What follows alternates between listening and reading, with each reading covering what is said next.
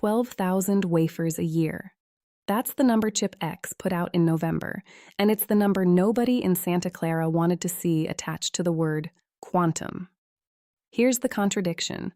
Nvidia spent 3 years building an export control fortress around the H100. Entity lists, chip-by-chip licensing, a whole diplomatic apparatus designed around one premise, that China physically cannot make anything that competes at the high end. And in November, a Shanghai-based consortium called Turing Quantum, working out of the chip hub for integrated photonics Explore, said their chip beats the H100 by a factor of 1,000 on certain AI workloads. Not incrementally, not competitive, 1,000 times. That number should make you suspicious. It made me suspicious. But suspicion isn't the same as dismissal, and the two are getting confused a lot in the coverage of this story. So let's be precise about what's actually being claimed, because precision is where this story either survives or collapses. The chip is photonic. It computes using light instead of electrons moving through transistors. It's built on 6-inch thin-film lithium neobate wafers, which is a mouthful, but the plain version is this. It's a manufacturing process China can already scale, using tooling that doesn't require the extreme ultraviolet lithography machines Washington has spent years keeping out of Chinese hands. That detail matters more than the speed claim. The export controls were built to choke off a specific manufacturing pathway. This chip walks around it entirely. Here's what most coverage skipped. Technical commentators started picking this apart within days, and their core objection wasn't about the speed number, it was about the word quantum itself.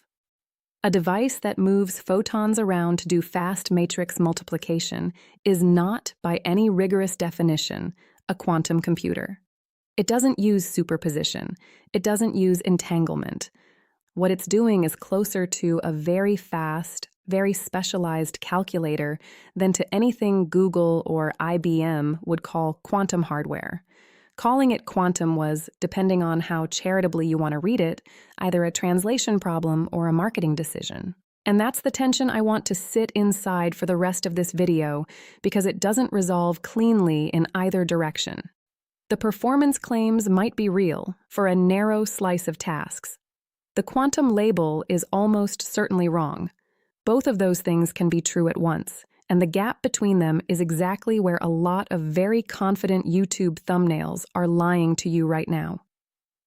I want to tell you what CHIPX's chip can actually do, why Jensen Huang has been saying out loud that China might win this race anyway, and where the line sits between a genuine architectural threat and a very well-timed press release, because one of those stories is about physics.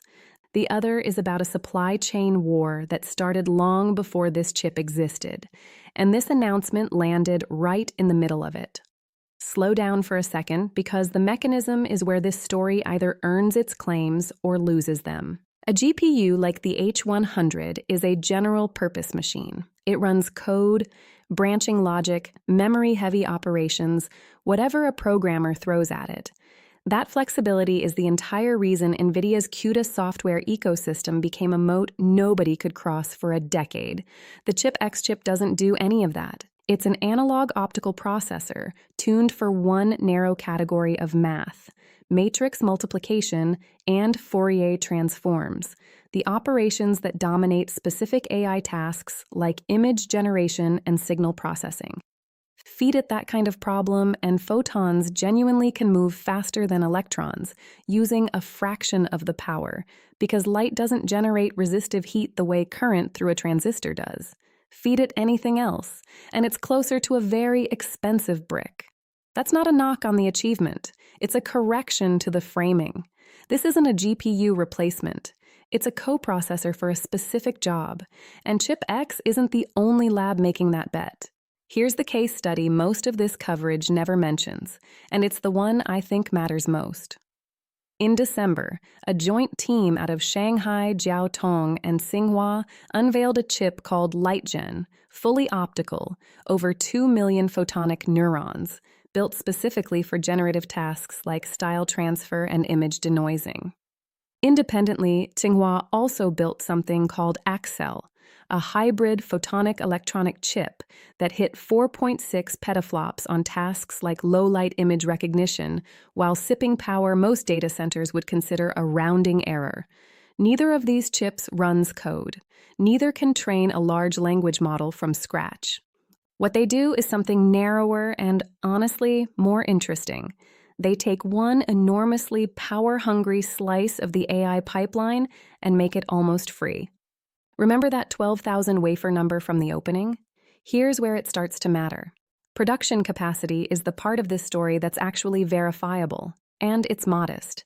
These are 6-inch wafers, a fraction of the scale Nvidia, or TSMC, operates at. But modest and irrelevant are different things. China's playbook in solar panels and EVs didn't start with dominance. It started with a subsidized, imperfect pilot line that iterated fast while protected from foreign competition. 12,000 wafers today reads a lot like the first EV battery plant did in 2015. Not proof of victory, but proof of a strategy already in motion. There's a reason Jensen Huang has said more than once now that China is closing the AI race, and it's not humility.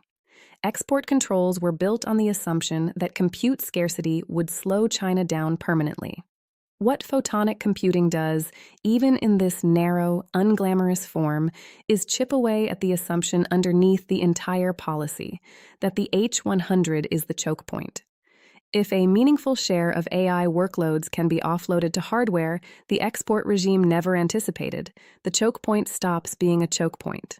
It becomes one lane on a highway with an off-ramp nobody built a checkpoint for. I'll say the quiet part.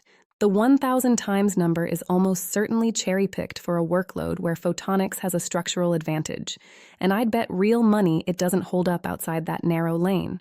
But the number is exaggerated and the strategy is working, aren't the same claim, and only one of them should keep Nvidia's board up at night.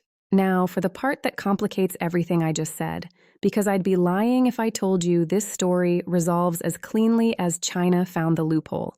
Start with the verification problem, because it's not a footnote. It's structural.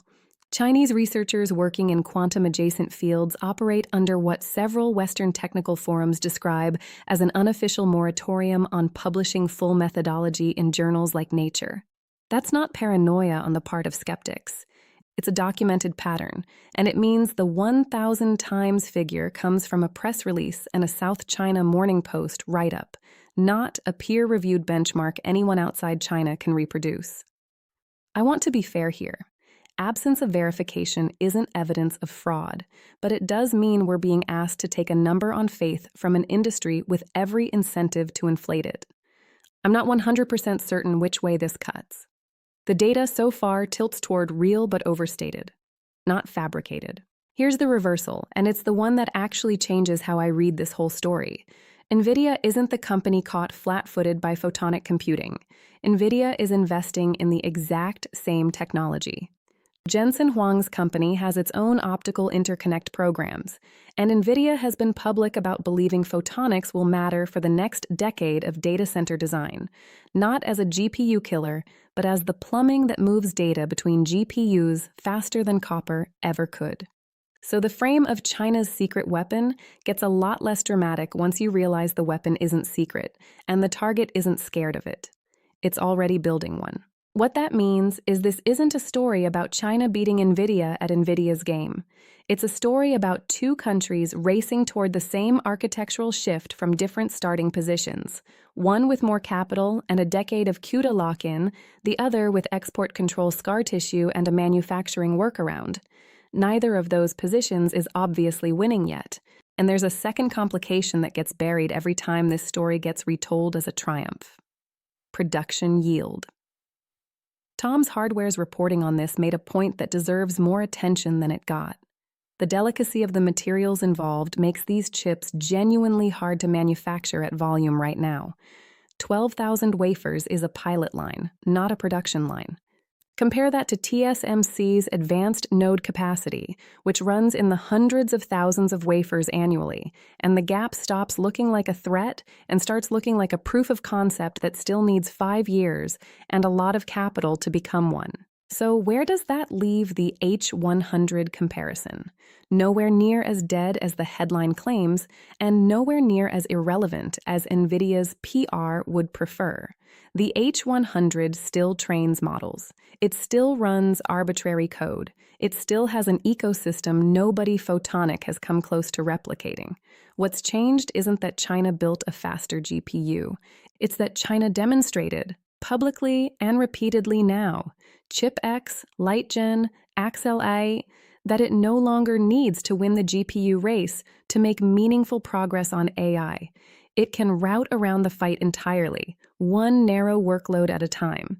That's the uncomfortable middle ground this story actually lives in, not a coronation, not a debunking. A slow, unglamorous hedge, and hedges are exactly the kind of move that don't look like much until you check back in 3 years. So here's where I land, and I'll say it plainly. The 1,000 times number is theater, and the strategy underneath it is not. Go back to that first number, 12,000 wafers. I told you we'd come back to it, and here's where it lands. It's not the headline. It was never meant to be the headline. It's the seed of a supply chain that doesn't answer to an export control list, and that's a more dangerous fact for Nvidia than any single benchmark, real or exaggerated. Washington built a policy around one choke point. China responded by building 3 narrow, unglamorous alternatives: CHIPX, LightGen, ACCEL, each one chipping away at a different slice of the workload the H100 used to own uncontested. I don't think photonic chips replace GPUs in 5 years. I don't think anyone serious believes that, including the researchers who built these things. What I do think is this. By 2028, a meaningful share of Chinese AI inference, the cheap, high-volume, narrow task work that doesn't need CUDA or general-purpose flexibility, runs on hardware that Washington's entire export framework never accounted for. Not because the chip is 1,000 times faster, because it doesn't have to be. It just has to be good enough, cheap enough, and outside the list. Nvidia's counter isn't panic. It's the same bet, made with more capital and less urgency. Photonic interconnects, optical scale-up, the same physics, funded by a company that isn't racing against a moratorium on publishing its own results. Whoever gets the manufacturing yield problem solved first doesn't just win a benchmark. They quietly redraw where the next decade of AI compute actually happens. The sanctions were built to make sure that question never got asked. It's being asked anyway. I'm curious what you think happens to export controls once the choke point they were built around stops being the only road in. Let me know below.